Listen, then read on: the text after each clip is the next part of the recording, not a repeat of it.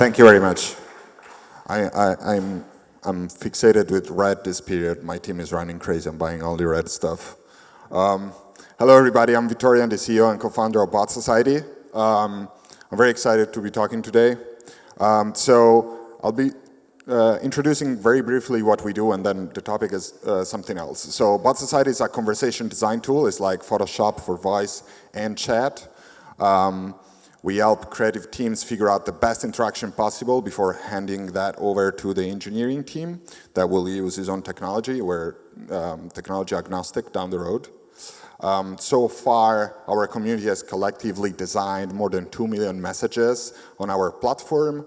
We also have an educational program that enrolled more than 70 universities. We have more than 1,000 students on, and we have some Ivy Leagues. We're very proud of the projects they're running and the courses they're running with Bot Society, I would say using Bot Society.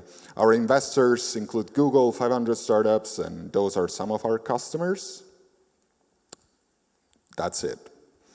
Let's talk about conversation design. So conversation design today, this is the point I will make.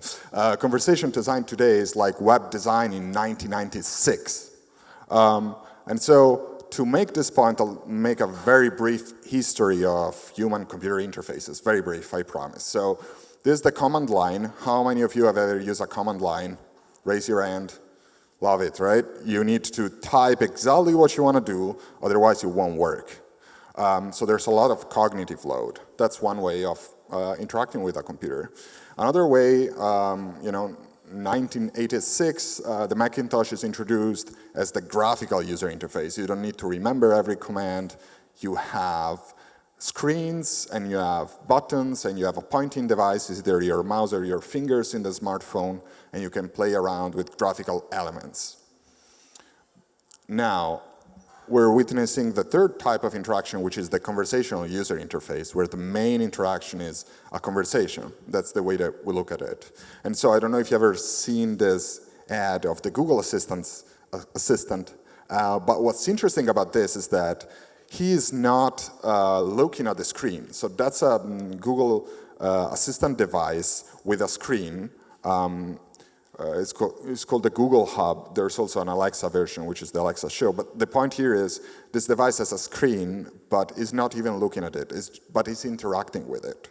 And so from a designer point of view, what this means is the main interaction is the conversation, and the graphical part is kind of a secondary interaction.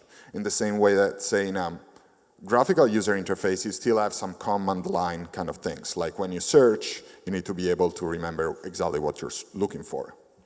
But the main interaction is the graphical one. Here is the same thing. The main interaction is the conversation. All right, where's 1996 went? All right, so 1996, it's 10 years after this. So we worked 10 years on graphical user interfaces, and then the web came along. Oh my God, we can build websites, right? And then we got this. Whoa, so that's a menu. So it is a rotating menu. This is a Space Jam website in 1996. Amazing, like everybody loved it. And the background was moving. It's a moving GIF. and this is a menu. So what happened? Like, how did we end up doing something like that after 10 years of work on graphical user interfaces? Because this is not like it's amazing. You can still take a look at it, but it's not very usable, right? And so the reason is that we didn't know the best practices of graphical user interfaces just because there weren't enough people using them. And so an example is like, okay, we launched an e-commerce website in 1996.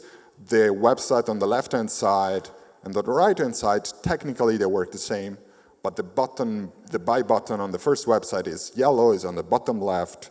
It doesn't sell as many shoes as this website with the button on the bottom right corner and it's green, right? But until the web came along and you had enough people using this stuff, you didn't know that. Because there was no collective journey of users and designers. So basically, you have enough users using this stuff to give enough feedback to a community of designers which learns from it and iterate very fast. So from 1996, that accelerated very, very fast compared to before, because you had this collective journey.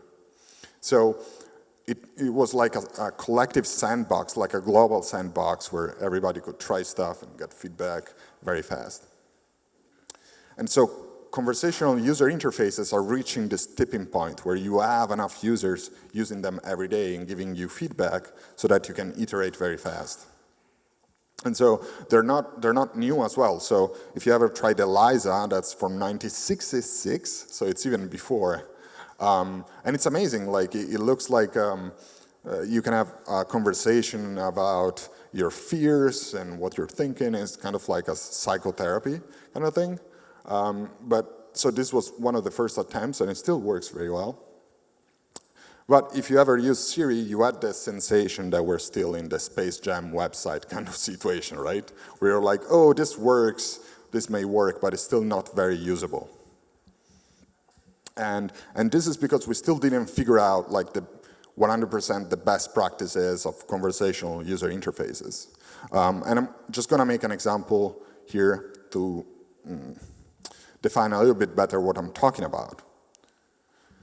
So this is an example of a question design. So I'm building this bot to buy plane tickets, and the question is like, I can help you buy plane tickets, where would you like to go? Now, this is not a good design.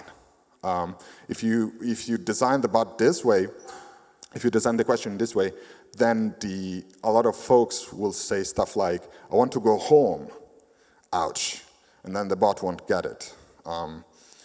So a better design would be to say, where would you like to go? Popular destinations from San Francisco include New York and Los Angeles. Now, this is a better design for two reasons.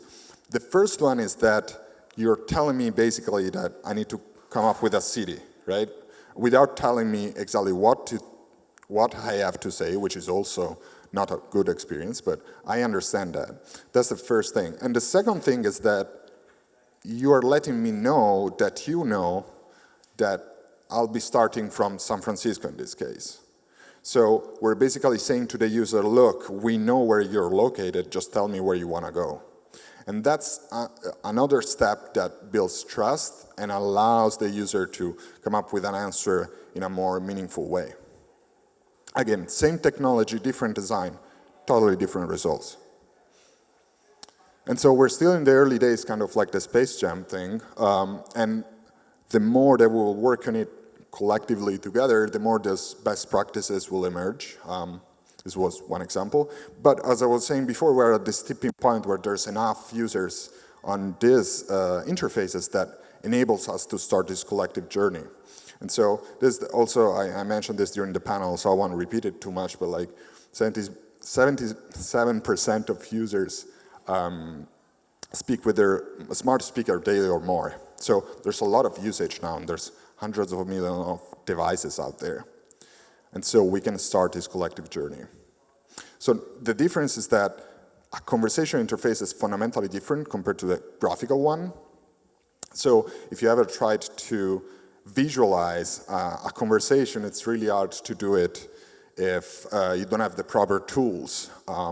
So Bot Society, what we're doing is we're democratizing this. So we're allowing creative people who are used to work on different interfaces, we're giving them the design tool that allows you to easily visualize complex conversational flows in a way that it's intuitive and fast.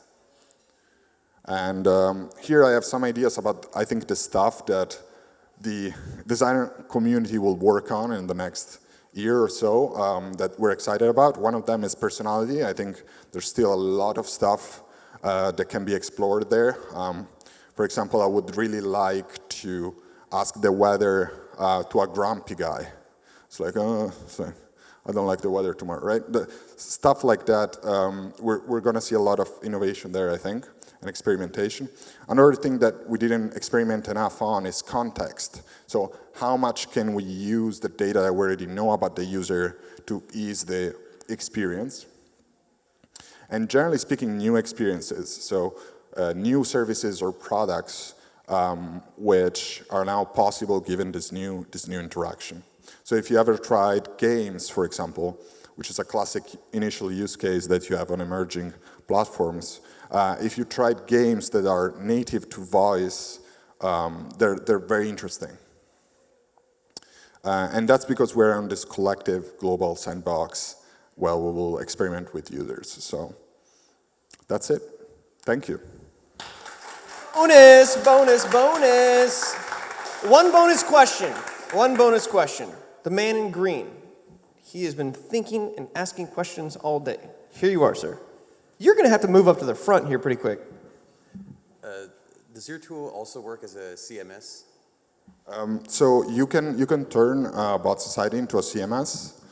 We have an API that allows you to extract the content when you want, and so you can effectively use it as a CMS. You can also not use it as a CMS. So it really depends on what your engineering team decides to do down the road. Once you're done with the design, they can pick the tool that they prefer. So a lot of people use Rasa, which is amazing, Dialogflow and stuff like that, and we integrate with those.